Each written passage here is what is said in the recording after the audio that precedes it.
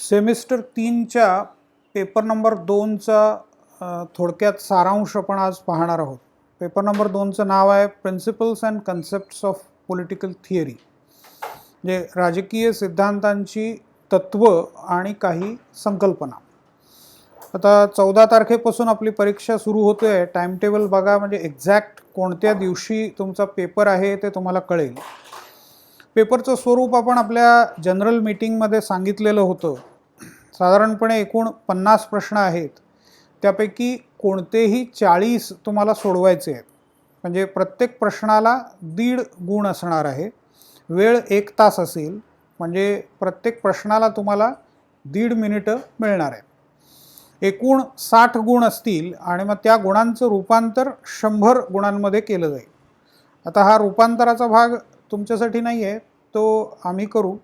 तुम्हाला फक्त 1 तासामध्ये 40 प्रश्न सोडवायचे.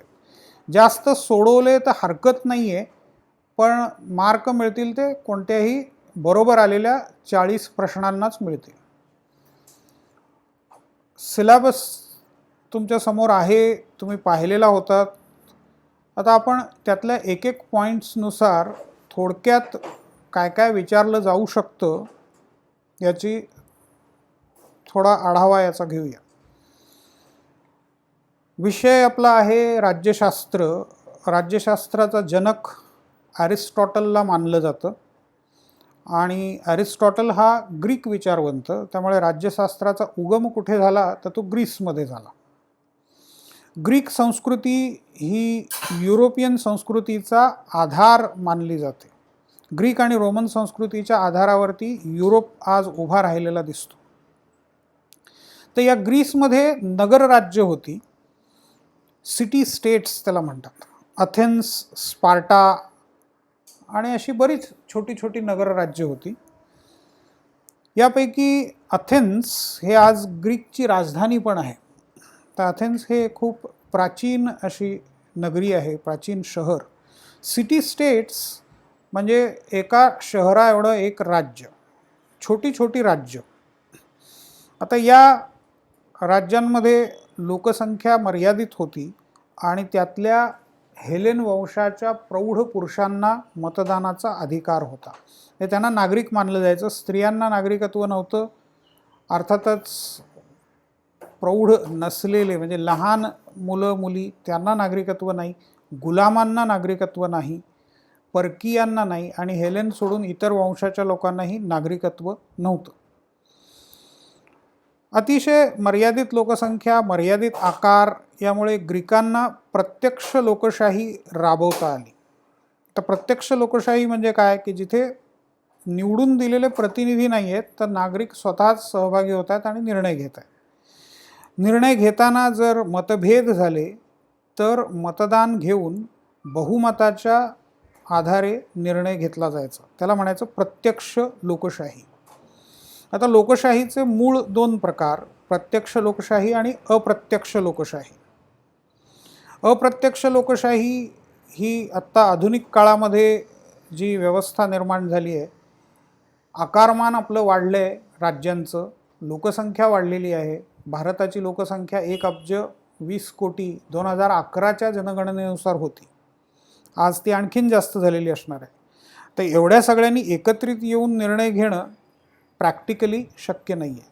म्हणून आपण पर्याय काय करतो तर हे सगळे लोक मतदान करतात आणि आपले प्रतिनिधी निवडतात.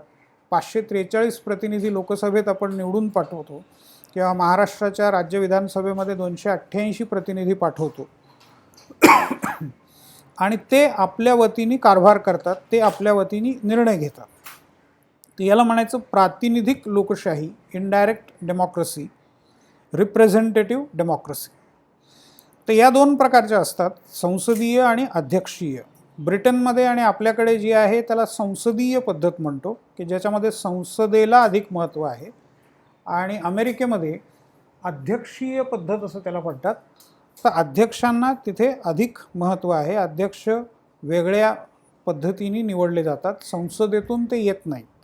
भारतामध्ये पंतप्रधानांची निवड संसदेत निवडून दिलेले खासदार करतात. तर अमेरिकन संसद, ज्याला काँग्रेस म्हणतात, त्यांचा आणि अध्यक्षांचा तसा संबंध नसतो. अध्यक्षांची निवडणूक वेगळी जी आत्ताच झाली आणि अजूनही गाजते आहे, ट्रम्प विरुद्ध बायडन, तुम्हाला आठवत असेल. तर ही साधारणपणे राज्यशास्त्राची सुरुवात होती ग्रीक इतिहास किंवा ग्रीक पार्श्वभूमी याचे संदर्भ मी तुम्हाला सांगितले. आता या राज्यशास्त्राचा अभ्यास अरिस्टॉटलनी सुरू केला. तर अरिस्टॉटलपासून अगदी 18व्या-19व्या शतकापर्यंत जो एक दृष्टिकोन होता राज्यशास्त्राच्या अभ्यासाचा, तर त्याला पारंपरिक दृष्टिकोन असं म्हणतात. 1920 पासून साधारणपणे जो नवा दृष्टिकोन आला त्याला आधुनिक दृष्टिकोन, ट्रॅडिशनल अप्रोच आणि मॉडर्न अप्रोच. तर ट्रॅडिशनल त्यालाच फॉर्मल किंवा क्लासिकल, अभिजात, औपचारिक किंवा अभिजात असंही म्हणतात. आणि आधुनिक म्हणजेच अनौपचारिक, मॉडर्न अप्रोच त्याला इनफॉर्मल अप्रोच असं म्हणतात. आता आधुनिक राजकीय विश्लेषणाची सुरुवात 1920च्या दरम्यान अमेरिकेमध्ये झाली. आता या दोन दृष्टिकोनांची काही वैशिष्ट्ये आहेत. पारंपरिक दृष्टिकोनामध्ये सुरुवात त्याची अरिस्टॉटलपासून धरली तरी अरिस्टॉटलची जी पद्धती होती ती आत्ता तुम्हाला आधुनिक दृष्टिकोनात जी दिसते ती आहे. तर अरिस्टॉटलच्या पद्धतीमध्ये संशोधनाला अधिक महत्त्व होतं, रिसर्च ओरिएंटेड. म्हणजे कावळे काळे असतात हे विधान जर सांगितलं तर अरिस्टॉटल 10 शहरांमध्ये फिरून माहिती गोळा करेल आणि तो असं म्हणेल की 10 शहरांमध्ये एवढ्या कावळ्यांचा मी अभ्यास केला आणि त्याच्यामध्ये जेवढे कावळे दिसले तेवढे सगळे काळे होते, त्यामुळे कावळे काळे असतात. तर याला म्हणायचं संशोधन करून एखादा निर्णय घेणं. अरिस्टॉटल हा डॉक्टरचा मुलगा होता. लहानपणापासून वडिलांच्या बरोबर बसून रोग्याला तपासायचं कसं, डायग्नॉसिस म्हणजे रोगाचं निदान कसं करायचं, हे तो वडिलांच्याकडून शिकलेला होता. म्हणजे डॉक्टरकडे तुम्ही गेलात, मी आपल्या आधीच्या लेक्चरमध्ये पण हे सगळं डिटेल्समध्ये एक्सप्लेन केलं आहे, हे थोडक्यात पुन्हा फक्त रिवाईज करतो आहे. डॉक्टरकडे गेलात तर पोट दुखतं असं सांगितलं किंवा डोकं दुखतं असं सांगितलं तर डॉक्टर तुम्हाला आणखीन वरती प्रश्न विचारतील. त्या प्रश्नातून त्यांचं समाधान नाही झालं तर ते तुम्हाला पॅथॉलॉजिकल टेस्ट्स करायला सांगतील आणि मग शेवटी एखादं निदान तुम्हाला सांगतील की तुमचं पोट कशामुळे दुखतं किंवा डोकं कशामुळे दुखतंय. कारण डोकं दुखण्याची कारणं अनेक असू शकतात. तुम्हाला पित्त वाढलं म्हणून डोकं दुखतंय, उन्हात फिरलात म्हणून डोकं दुखतं, जास्त ताण घेतला म्हणून दुखू शकतं, किंवा थेट अगदी तुमच्या डोक्यामध्ये काहीतरी ट्यूमर आहे म्हणून दुखतं. तर डोकं दुखतं तर ही गोळी घे असं साधं सरळ सोपा मार्ग डॉक्टरांचा नसतो. चौकशी करायला लागते, शोध घ्यावा लागतो आणि मग एखादी गोष्ट एस्टॅब्लिश करावी लागते. तर त्याला रिसर्च ओरिएंटेड मेथड असं म्हणतो आपण. आता या ग्रीकांनी युरोपियन संस्कृतीचा पाया रचला, नवे नवे अभ्यास विषय पुढे आणले. अरिस्टॉटलला जसं राज्यशास्त्राचा जनक म्हणतात तसंच सायकोलॉजी, मानसशास्त्र हेही त्यांनी पुढे आणलं. खगोलशास्त्राच्या अभ्यासाची सुरुवात केली. आणखीन बरेच ग्रीक तज्ज्ञ आहेत की ज्यांनी वेगवेगळे विषय मांडले. पण ग्रीकांच्या नंतर हळूहळू नगरराज्यांचं महत्त्व कमी झालं. अलेक्झांडर जो अरिस्टॉटलचा शिष्य होता त्याला जगाचा सम्राट व्हायचं होतं. तो भारताच्या अगदी सीमेपर्यंत येऊन पोचला आणि तुम्हाला आठवत असेल की पुरुराजाची कथा तुम्हाला मी सांगितली होती. त्यांनी मोठा लढा दिला, त्याचा पराभव झाला, पण अलेक्झांडर त्याच्या लढाईच्या पद्धतीवरती किंवा त्याचं शौर्य बघून खुश झाला आणि त्यालाच प्रशासक म्हणून नेमून तो तिथून परत ग्रीसला गेला किंवा परत त्याच्या मायभूमीला गेला. त्याचं सैन्य पुढे जायला तयार नव्हतं. त्याच्यानंतर हळूहळू ग्रीकांकडून सत्तेचं स्थान रोममध्ये गेलं आणि मग तिथून रोमन साम्राज्य उभं राहायला सुरुवात झाली. तर रोमन साम्राज्याने 3 गोष्टी दिल्या: लिखित कायदा, प्रशासन आणि राजाशी एकनिष्ठ असलेलं लष्कर. आता हे मी सविस्तर सांगत बसत नाही, तुम्ही मागची लेक्चर्स ऐकली असतील, नसतील तर पुन्हा एकदा ऐका. पण रोमन साम्राज्य हे 3 खंडांमध्ये पसरलेलं मोठं साम्राज्य होतं. इसवी सन 5व्या शतकापर्यंत ते अस्तित्वात होतं. 5व्या शतकामध्ये त्याचा अंत झाला, म्हणजे साधारणपणे 3ऱ्या शतकापासून त्याच्या ऱ्हासाला सुरुवात झाली आणि त्याच वेळेला ख्रिश्चन धर्माचा उदय होत गेला. 5व्या शतकापासून 15व्या शतकापर्यंत 1000 वर्षांचा काळ, त्याला मध्ययुग किंवा त्यालाच अंधार युग असंही म्हणतात. मिडल एजेस किंवा डार्क एजेस. आता हे अंधार युग का मानलं जातं, तर या काळामध्ये ज्ञानाचा कुठलाही विकास झाला नाही. अगदी शेवटी सुरुवात झाली, विद्यापीठं स्थापन व्हायला लागली, ऑक्सफर्ड आणि केम्ब्रिज सारखी. तर 13व्या शतकापासून सुरुवात झाली, पण एरवी 5व्यापासून 15व्या शतकापर्यंत साधारणपणे अंधार युग असं मानलं जातं. कारण धर्माचा पगडा होता, बायबलचा पगडा होता. बायबलच्या पलीकडे जाऊ इच्छिणाऱ्यांना देहांताची शिक्षा दिली जायची, इन्क्विझिशन, जिवंत जाळून मारलं जायचं सार्वजनिकरित्या. त्याच्यामुळे ज्ञानाचा विकास होऊ शकला नाही. 80% लोक शेतमजूर होते आणि शेतांमध्ये काम करायचं. त्यांच्यावरती जे सरंजामदार आहेत त्यांचं सैन्य लक्ष ठेवून असायचं आणि विरोध करणाऱ्याला संपवून टाकणं हा साधा कायदा होता. सरंजामशाही किंवा फ्युडॅलिझम त्याला म्हणतो आपण. तर हा फ्युडल पिरियड होता.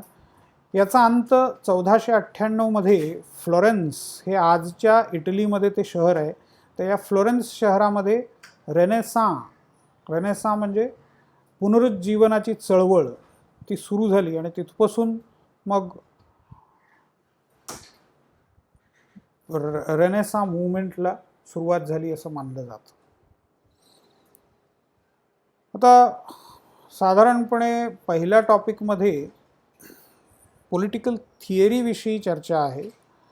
तर सिद्धांत म्हणजे काय, तर्काच्या साहाय्याने मांडणी आणि जनरलायझेशन. सिद्धांत मांडताना 10 जणांचे, 100 जणांचे, 1000 जणांचे अनुभव एकत्रित केले जातात आणि मग त्याच्यानंतर त्याचं साधारणपणे जनरलायझेशन करून थिअरी मांडली जाते. थिअरीची उदाहरणं वेगवेगळी आहेत. आता मॉन्टेस्क नावाचा फ्रेंच विचारवंत, त्याचा सत्ता विभाजनाचा सिद्धांत, theory of separation of powers. कायदेमंडळ, कार्यकारी मंडळ आणि न्यायमंडळ तिघांची सत्ता जर त्याचं विभाजन केलं तर लोकांचं स्वातंत्र्य अबाधित राहतं, असं थोडक्यात तो सांगतो. जॉन लॉक यांनी नैसर्गिक हक्कांचा सिद्धांत मांडला, थिअरी ऑफ नॅचरल राईट्स. माणसाला जन्मतःच 3 प्रकारचे नैसर्गिक हक्क असतात, right to life, liberty and property. मूलभूत हक्कांचा सिद्धांत, त्याच्याच आधारावरती मग पुढे हा फंडामेंटल राईट्सचा सिद्धांत मांडला गेला. अमेरिकेच्या राज्यघटनेमध्ये पहिल्यांदा अमेरिकन नागरिकांना मूलभूत हक्क देण्यात आले आणि त्यांच्याच घटनेवरून भारतीय राज्यघटनेमध्ये आपण पहिल्यांदा 7 आणि आता 6 संपत्तीचा एक मूलभूत हक्क आहे तो काढून टाकला. त्यामुळे आता 6 मूलभूत हक्क भारतीय नागरिकांना पण मिळतात. सिद्धांताचं आणखीन एक उदाहरण म्हणजे सामाजिक करार सिद्धांत, social contract theory. Hobbes, Locke, Rousseau आणि रॉल्स या सगळ्यांनी सामाजिक करार सिद्धांत मांडलेला दिसतो. आणखीन एक उदाहरण न्यायाचा सिद्धांत, John Rawls, theory of justice. 1971मध्ये थिअरी ऑफ जस्टिस हे पुस्तकच त्याने प्रसिद्ध केलं, पण त्याच्याही आधी 10-12 वर्ष तो या प्रकारच्या चर्चेला त्याने सुरुवात केलेली होती. त्याच्यानंतर डॅनियल बेल हा अमेरिकन विचारवंतांनी मांडलेला एंड ऑफ आयडिओलॉजी, विचारप्रणालीचा अंत. विचारप्रणालींचा आता अंत झाला आहे. साम्यवाद, समाजवाद, उदारमतवाद सगळं बंद होईल. तंत्रज्ञानाने सगळ्याची जागा घेतली आहे. technology will solve all human problems. There is no need of an ideology to solve any human problem henceforth. म्हणजे इथून पुढे कुठलाही माणसाचा प्रश्न सोडवण्यासाठी, सामाजिक प्रश्न, आर्थिक प्रश्न, राजकीय प्रश्न सोडवण्यासाठी विचारप्रणालीची गरज राहणार नाही, असं डॅनियल बेल म्हणतो. 1950-60च्या दशकांमध्ये ही चर्चा बेलनी मांडलेली होती. डॅनियल बेल हा अमेरिकन विचारवंत. फ्रान्सिस फुकुयामा हा दुसरा अमेरिकन विचारवंत. त्यांनी एंड ऑफ हिस्ट्री हा सिद्धांत मांडला. तर सिद्धांत म्हणजे काय आणि सिद्धांतांची वेगवेगळी उदाहरणं याच्यावरती एक स्वतंत्र लेक्चर आपण घेतलेलं आहे, ते पहा. त्याच्या पुढचा टॉपिक होता ते राज्यसंस्था, state, nation and civil society. आठवते का पहा. आता या राज्यसंस्थेचे 4 आवश्यक घटक असतात: निश्चित भूप्रदेश, लोकसंख्या, शासन आणि सार्वभौमत्व. Fixed territory having fixed boundaries, भारताला ते आहे. लोकसंख्या, निश्चित अशी लोकसंख्या. निश्चित असं तुम्हाला शब्द तिथे वापरता येत नाही. लोकसंख्या कमी जास्त, डेन्सिटी त्याची जास्त कमी कशीही असू शकते, लोक असणं गरजेचं आहे. अंटार्क्टिका असा एक खंड आहे की जिथे माणसं राहू शकत नाही, त्यामुळे तिथे राज्य किंवा राष्ट्र उभं राहू शकत नाही. त्याच्यानंतर राज्याला आवश्यक असलेला पुढचा घटक आहे ते म्हणजे शासन व्यवस्था. आणि शेवटचा महत्त्वाचा घटक सार्वभौमत्व, सॉव्हरेनिटी. या दोन्ही शेवटचे घटक एकत्र करून सॉव्हरेन गव्हर्नमेंट असं तुम्ही म्हणू शकता, सार्वभौम शासन. तर निश्चित भूप्रदेश, लोकसंख्या, शासन आणि सार्वभौमत्व हे 4 राज्यसंस्थेचे आवश्यक घटक आहेत. Fixed territory, population, government and sovereignty. तर राज्य ही समाजाला शिस्त लावण्यासाठी निर्माण झालेली संस्था असं साधारणपणे म्हटलं जातं, पण मार्क्सच्या मते राज्यसंस्था म्हणजे सत्ताधाऱ्यांच्या हातातील शस्त्र. आता राज्यसंस्थेविषयी पाहिलं, याच्या पुढे राष्ट्र. राष्ट्र ही मुख्यतः भावनिक संकल्पना आहे. राष्ट्र लोकांच्या मनामध्ये असतं. त्यामुळेच आपण असं म्हणतो की 15 ऑगस्ट 1947 पूर्वीसुद्धा भारत अस्तित्वात होता. अस्तित्वात होता म्हणजे कुठे होता? जमिनीवर नाही, पण लोकांच्या मनामध्ये होता. स्वातंत्र्याची चळवळ होती. कशासाठी, कोणासाठी किंवा कोणाचं स्वातंत्र्य? भारताचं स्वातंत्र्य. तर भारत ही संकल्पना लोकांच्या डोक्यामध्ये होती. त्यामुळे भारत हे राष्ट्र 1947 पूर्वीसुद्धा अस्तित्वात होतं. इस्रायलचं तसंच आहे.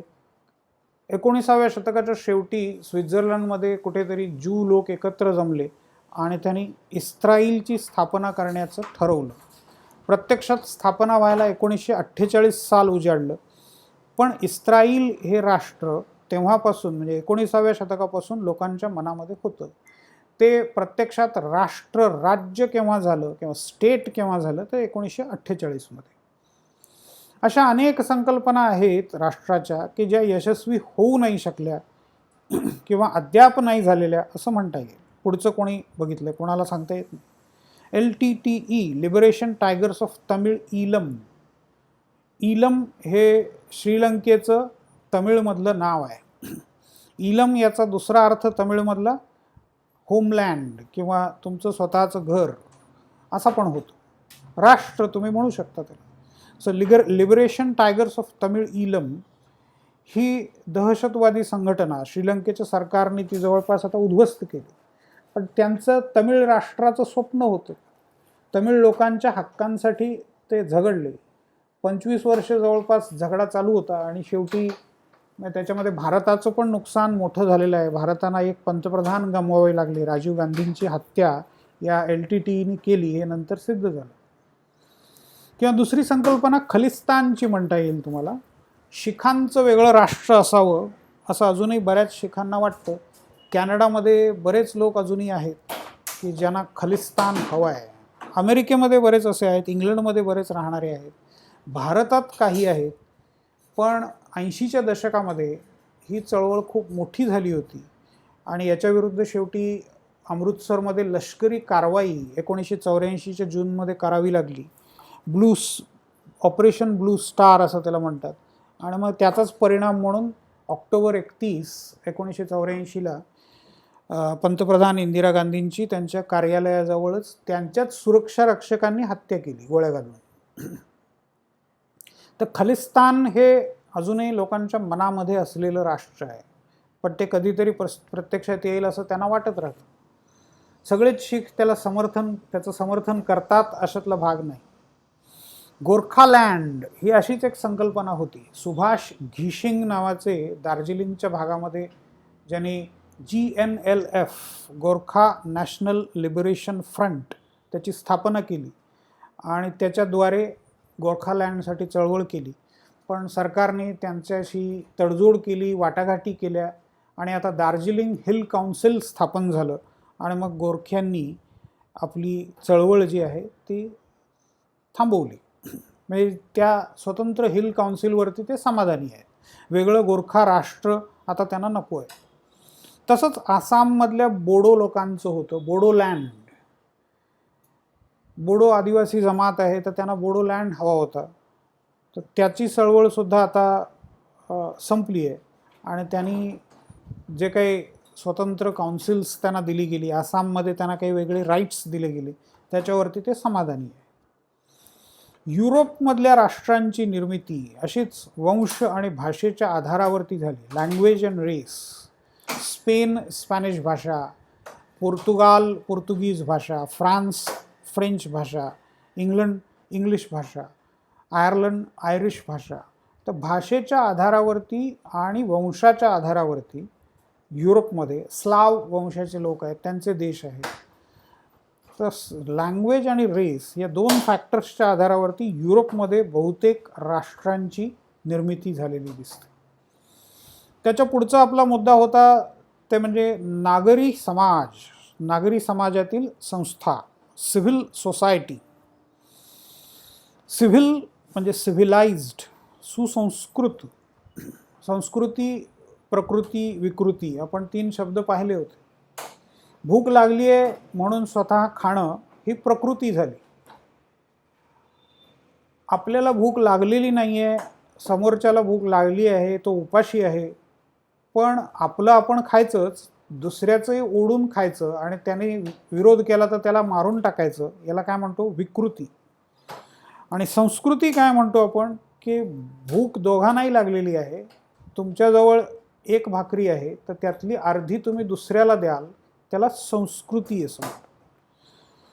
तर सुसंस्कृत समाज किंवा नागरी समाज म्हणजे दुसऱ्याचा विचार करणारा समाज, परमार्थी भावना असलेला समाज.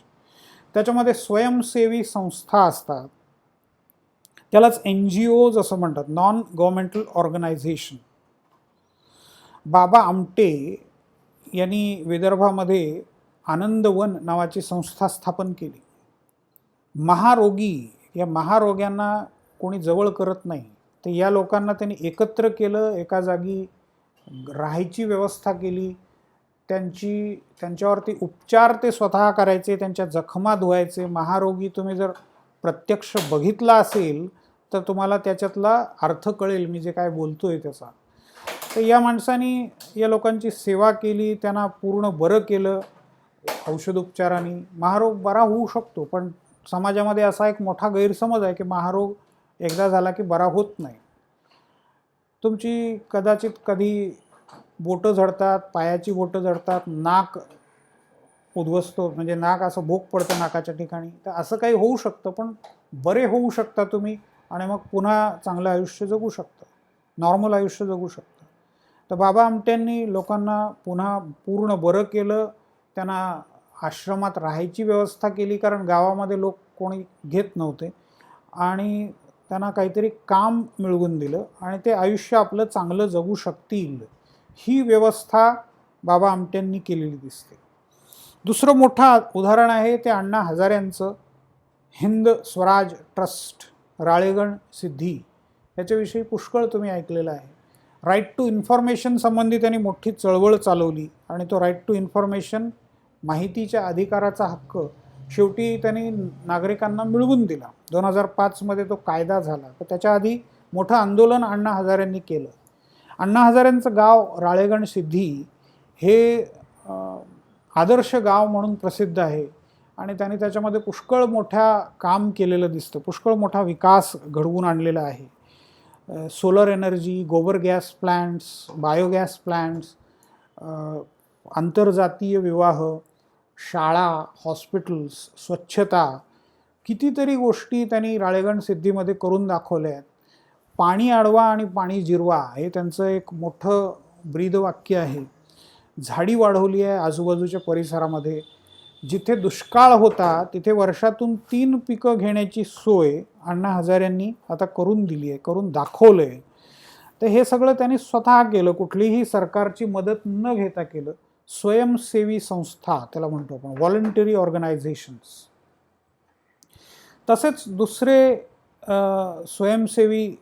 स्वयंसेवक म्हणू आपण त्याला, कैलास सत्यार्थी, लहान मुलांसाठी याने काम केलं आणि त्या कामाचं रेकग्निशन म्हणून 2014मध्ये, म्हणजे नॅशनल नाही इंटरनॅशनल रेकग्निशन त्यांना मिळालं.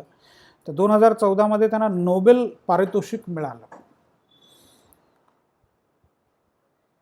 राष्ट्रपतींच्या बरोबरचा फोटो बघा, राष्ट्रपती प्रणव मुखर्जी आहेत आणि ते नोबेल प्राइज दाखवत आहेत. तर 2014मध्ये मलाला युसुफजाई या अफगाणी मुलीला पण नोबेल पीस प्राइज मिळालं. दोघांचा मिळून काढलेला हा फोटो आहे.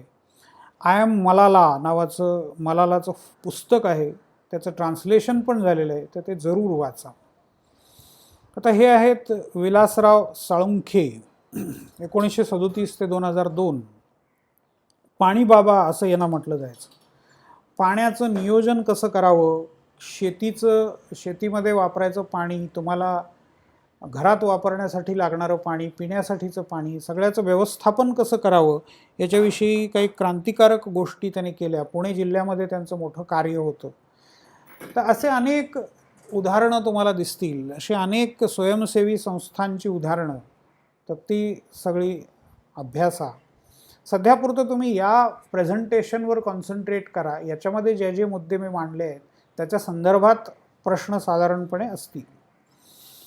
पुढचा मुद्दा होता पॉवर, सत्ता, पॉवर पॉलिटिक्स. आपल्याकडे वर्तमानपत्र गमतीने पॉवरमधल्या म्हणजे ओ आणि ई काढून दोन्ही ठिकाणी ए टाकतात आणि पवार पॉलिटिक्स असं म्हणतात. तर पवार पॉलिटिक्स किंवा power politics. Muscle power, organisational power, संघटनेचं बळ हे राजकारणामध्ये सर्वात महत्त्वाचं मानलं जातं. त्याच्यानंतर येते ती अर्थात आर्थिक ताकद, फायनान्शियल पॉवर. म्हणजे धीरूभाई अंबानी किंवा सगळा अंबानी ग्रुप, मुकेश अंबानी, प्रचंड आर्थिक ताकद आहे.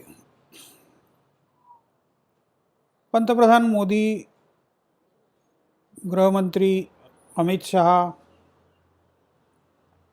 Organisational power.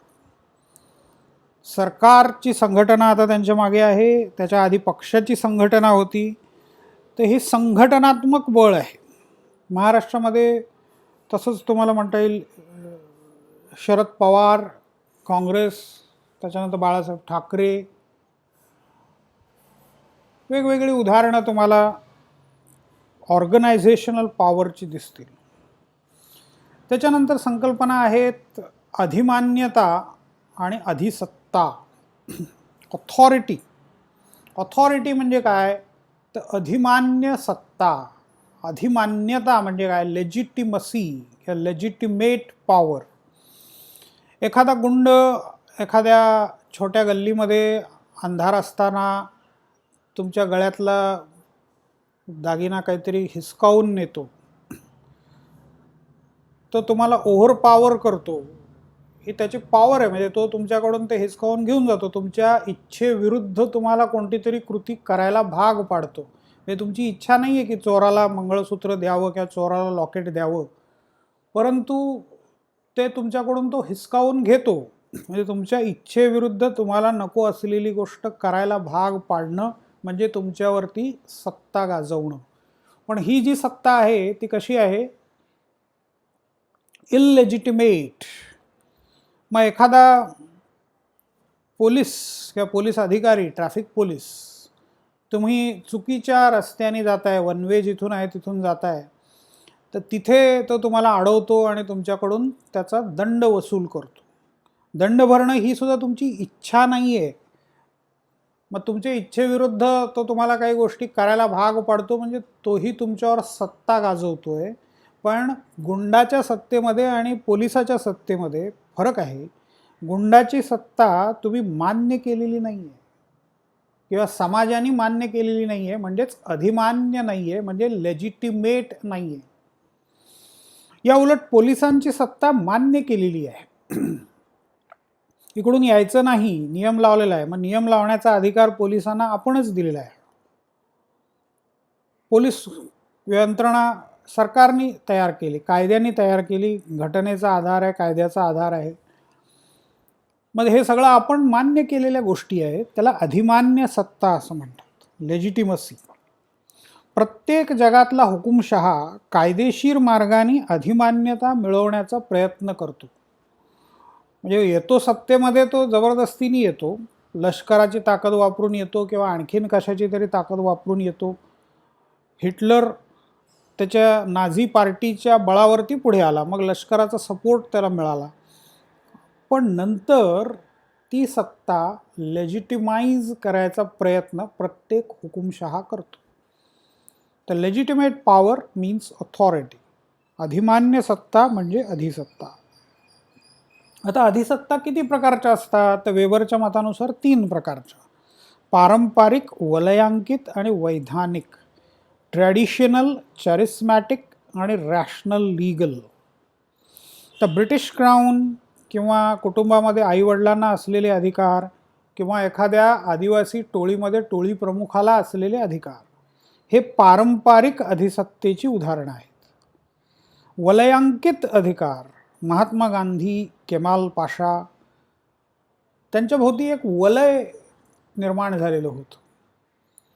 महात्मा गांधींच्या भोवती एक वलय निर्माण झालं, त्याच्या आधारावरती त्यांनी सत्ता मिळवली. काँग्रेसचे 1 पैशाचे सदस्य नसताना सुद्धा काँग्रेसच्या मीटिंगमध्ये त्यांना विशेष आमंत्रण दिलं जायचं आणि मीटिंग त्यांच्या मतानुसारच चालायची, ते म्हणतील त्या पद्धतीनेच चालायची. याला म्हणायचं वलयांकित अधिसत्ता. केमाल पाशाला तुर्कस्तानमध्ये, टर्कीमध्ये तशीच प्रकारची अधिसत्ता होती. पण त्याची अधिसत्ता केवळ वलयांकित नाही, तर तो मग तुर्कस्तानचा प्रमुख पण झाला, म्हणजे त्याला वैधानिक अधिकार पण मिळाले. तर केमाल पाशाकडे वैधानिक आणि वलयांकित असे दोन्ही अधिकार होते. यापैकी आता सर्वात स्थिर व्यवस्था कोणती?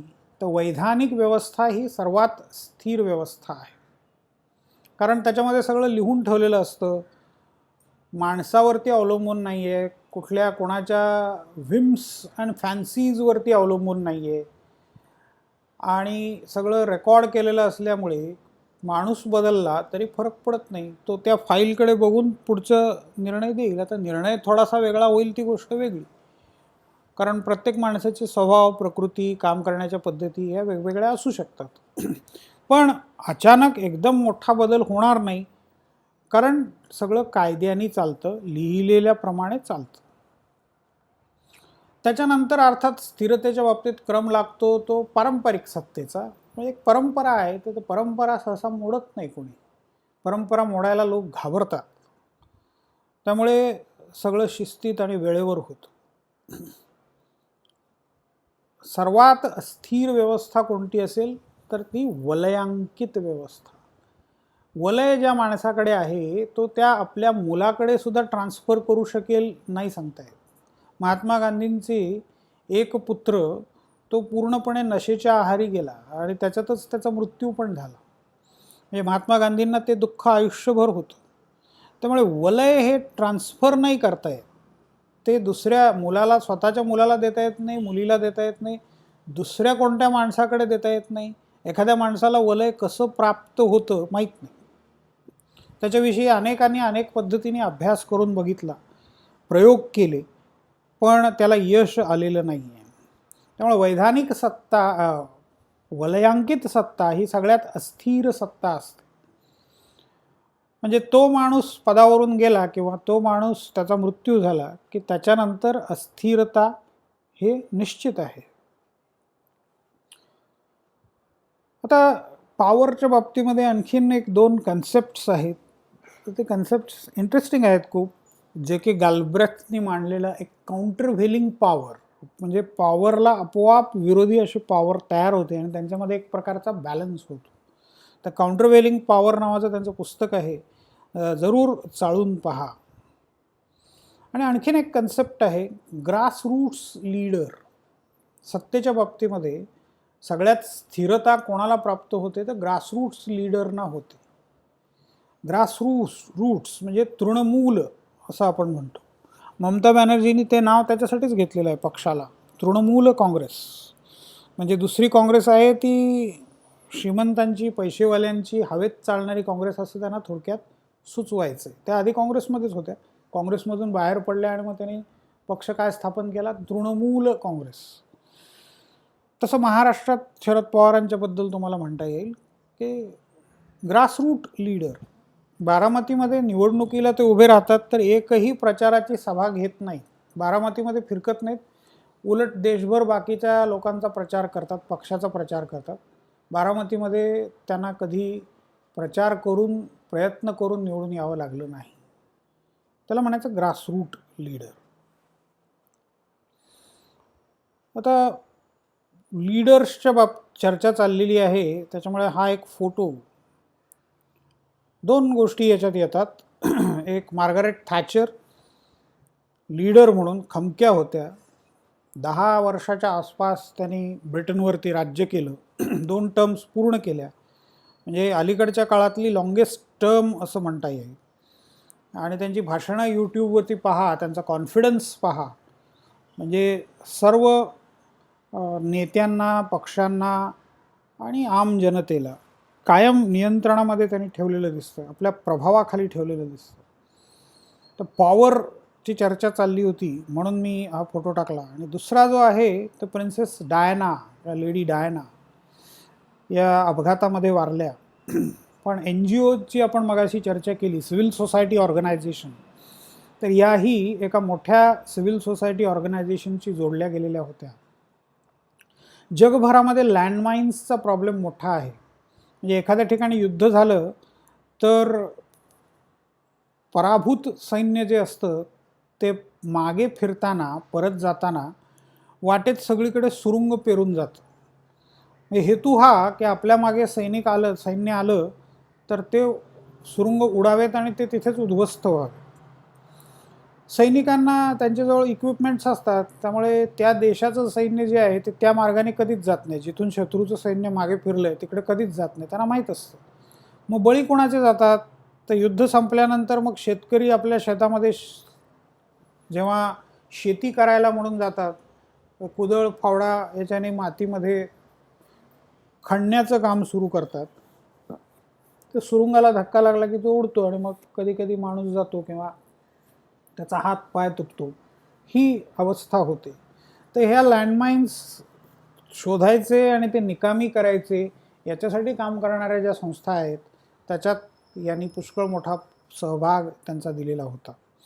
स्वतःचं व्यक्तिमत्व किंवा संघटनेचं बळ ब्रिटिश राजघराण्यातल्या त्या असल्यामुळे त्यांना मोठ्या प्रमाणावर चांगल्या पद्धतीने या सगळ्या स्वयंसेवी संस्थांना आधार देता आला.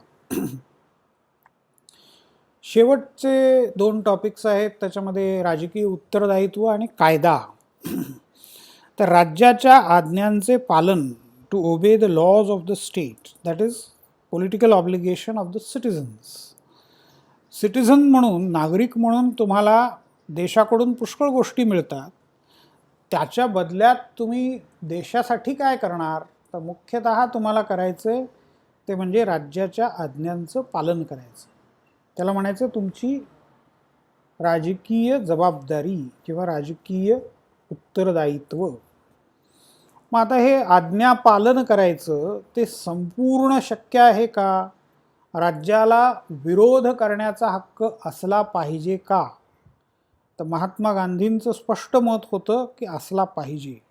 पण हेगेल, प्लेटो, हॉब्स यांचा नागरिकांना असा हक्क देण्याला स्पष्ट विरोध होता. आता कायदा हा खूप मोठा टॉपिक आहे. तर कायद्याचे प्रकार आपण पाहिले, मागच्या वर्षी पण पाहिलेले होते. लिखित, अलिखित कायदा. तुम्हाला आठवत असेल घटनेचा पहिला टॉपिक आपण ज्या वेळेला अभ्यासत होतो, तर अमेरिकेची घटना ही आधुनिक काळातली पहिली लिखित राज्यघटना आहे. त्याच्यानंतर ब्रिटनची घटना ही अलिखित राज्यघटना मानली जाते. कायद्याचे आणखीनही वेगवेगळ्या प्रकारे वर्गीकरण त्याचं करता येतं. आंतरराष्ट्रीय कायदा आणि राष्ट्रीय कायदा. आता आंतरराष्ट्रीय कायदा म्हणजे काय? तर युनायटेड नेशन्स किंवा आणखीन तशा आंतरराष्ट्रीय संस्था आहेत. फूड अँड ॲग्रिकल्चरल ऑर्गनायझेशन असेल, वर्ल्ड बँक असेल, IMF असेल, वर्ल्ड ट्रेड ऑर्गनायझेशन WTO असेल. तर अशा आंतरराष्ट्रीय संस्था काही करार करतात, नियम करतात, कायदे करतात. तर त्याला म्हणतात आंतरराष्ट्रीय कायदा. UN रेझोल्युशन म्हणजे तो आंतरराष्ट्रीय कायदा झाला. सहसा भारताने तरी नेहमी आंतरराष्ट्रीय कायद्याचा सन्मान केलेला आहे. पण सगळी राष्ट्र सगळ्या वेळेला तो सन्मान करतीलच असं नाही. तर आंतरराष्ट्रीय कायद्याला दात नसतात, म्हणजे अंमलबजावणीची साधनं कोणतीही नाही आहेत. आंतरराष्ट्रीय न्यायालय आहे हेगमध्ये, नेदरलँड्समध्ये. हेग ही राजधानीचं शहर आहे नेदरलँड्सचं. तर तिथे मग खटले पण चालतात. या आंतरराष्ट्रीय UN रेझोल्युशन्स असतील त्याच्याप्रमाणे मग निर्णय दिला जातो. आणि 17 जुलै हा दरवर्षी आंतरराष्ट्रीय न्याय दिन म्हणून मानला जातो. आता राष्ट्रीय कायदा, मग त्याच्यामध्ये आता भारताचा संदर्भ घेऊन जर तुम्ही बघितलं तर संविधान सगळ्यात मोठी चौकट कायद्याची, सगळ्यात वरच्या टप्प्यावरचा कायदा. त्याच्यानंतर केंद्र सरकारचे कायदे येतात. मग केंद्र सरकारचे काही विशिष्ट विषय आहेत. उदाहरणार्थ लष्कर, चलन, परराष्ट्र धोरण हे केंद्राचे विषय आहेत.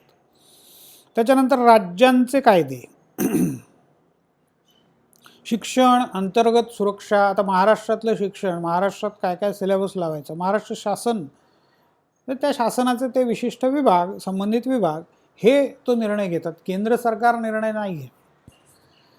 अंतर्गत सुरक्षा म्हणजे महाराष्ट्रामध्ये कुठेतरी एखाद्या जिल्ह्यामध्ये दंगल झाली आहे, तर त्याच्या संबंधाने त्याचं नियंत्रण कसं करायचं, शिक्षा किंवा कुठली कारवाई, ते सगळं कोण ठरवणार?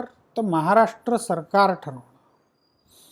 त्याच्या खालोखाल येतात ते स्थानिक स्वराज्य संस्था, महानगरपालिका, नगरपालिका, जिल्हा परिषदा, तालुका पंचायत समित्या आणि ग्रामपंचायती. तर या सगळ्याला मिळून स्थानिक स्वराज्य संस्था म्हणतात. आता पाणी पुरवठा, सांडपाणी व्यवस्थापन, दिवाबत्ती, आता विजेची निर्मिती वगैरे हे केंद्र सरकार आणि राज्य सरकार दोन्ही करत राहतं. पण स्ट्रीट लाईट्स लावणं, स्ट्रीट लाईट्सचा मेंटेनन्स, हे जे काम आहे ते स्थानिक स्वराज्य संस्था करतात. घराघरांमध्ये पाणी पुरवठा म्हणजे आपण म्हणतो ना BMCचं पाणी, बॉम्बे म्युनिसिपल कॉर्पोरेशन किंवा बृहन्मुंबई महानगरपालिका, ते BMC तसंच ठेवण्यासाठी हा शब्द आपण आता वापरतो. मुंबई महानगरपालिकाच्या ऐवजी बृहन्मुंबई महानगरपालिका. तर बृहन्मुंबईमध्ये 2 डिस्ट्रिक्ट्स येतात, मुंबई जिल्हा आणि मुंबई उपनगर जिल्हा. तर या 2 डिस्ट्रिक्ट्सची मिळून ही एक महानगरपालिका. आणि मग ही पाणी पुरवठा, सांडपाणी व्यवस्थापन, लाईटिंग, स्वच्छता, केर कचरा हे सगळ्याविषयी निर्णय घेत राहतात. आता कायदा तयार करण्याची प्रक्रिया काय असते? कोण तयार करतं? तर कायदे मंडळ तयार करतं. प्रत्यक्षात असं होत नाही. आमदार खासदारांना सगळं ज्ञान त्या विषयाचं असेलच असं नाही. मग कोणाला असतं? ब्युरोक्रॅट्स किंवा नोकरशहा, civil servants. Collector, secretary, commissioner हे सगळे लोक जे आहेत, नोकरशहा जे आहेत, त्यांना बरीच माहिती असते. तर कोणता कायदा करायचा त्याच्याविषयीचं सगळं बेसिक ज्ञान हे नोकरशहा देतात आणि त्याच्यानंतर अंमलबजावणीचं काम पण तेच करतात.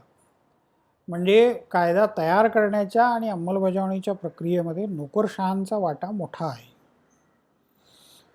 कायद्याच्या बाबतीत एक मुद्दा महत्त्वाचा असा आहे की एखादा कायदा केला, तुम्हाला तो माहीत नाही आहे आणि तुम्ही तो मोडलात. म्हणजे उदाहरणार्थ एखाद्या ठिकाणी नव्याने वन वे केलेला आहे, तुम्हाला माहीतच नाही आहे आणि तुम्ही त्या साईडनी वाहन घेऊन गेलात चुकीच्या बाजूने. पोलिसांनी तुम्हाला पकडलं आणि वन वे होता आणि तुम्ही आलात, त्याच्यामुळे तुम्हाला दंड भरावा लागेल. तर तुम्ही म्हणाल की मला माहीतच नव्हतं. तर माहीत नव्हतं हे ग्राउंड कायद्यामध्ये गृहीत धरलं जात नाही. माहीत करून घेणं ही तुमची जबाबदारी आहे आणि तुम्ही जर कायदा एखादा मोडलात तर त्याच्याबद्दल तुम्हाला शिक्षा मिळणारच आहे. म्हणजे ज्यांना माहीत आहे त्यांना वेगळं आणि ज्यांना माहीत नाही त्यांना वेगळी वागणूक असं अजिबात नसतं. शिवाय पुरावा देण्याची जबाबदारी कुणावर? भारतात एक पद्धत आहे आणि अमेरिकेमध्ये एक पद्धत आहे. भारतामध्ये फिर्याद करणाऱ्यावरती पुरावा देण्याची जबाबदारी असते. म्हणजे एखाद्या बँकेमध्ये दरोडा झाला, बँकेने फिर्याद केली. दरोडा म्हणण्यापेक्षा काहीतरी घोटाळा झाला आहे, दरोडा सोडून द्या, वेगळी गोष्ट आहे, क्रिमिनल केस आहे. काही घोटाळा झाला आहे, ते पण क्रिमिनल केस येते, पण तिथे काही लोकांच्या विरोधात मग खटला भरला गेला आहे की नाही, त्यांचं म्हणणं असं आहे की आम्ही काही केलंच नाही. तुम्ही कोर्टामध्ये वाद तुमचा जातो. मग तिथे बँकेवर जबाबदारी आहे की समोरच्यानी भ्रष्टाचार केलेला आहे हे सिद्ध करून दाखवणं. ज्याच्यावर आरोप होतोय त्याची जबाबदारी नाही आहे. अमेरिकेमध्ये उलटी पद्धत आहे की ज्याच्यावर आरोप केला जातो त्या माणसाला सिद्ध करून दाखवावं लागतं की मी निर्दोष आहे. त्याला नाही करता आलं तर जो फिर्याद करणारा आहे त्याची बाजू गृहीत धरली जाते, त्याची बाजू खरी धरली जाते, प्रॉसिक्युशनची बाजू खरी धरली जाते. भारतामध्ये प्रॉसिक्युशनला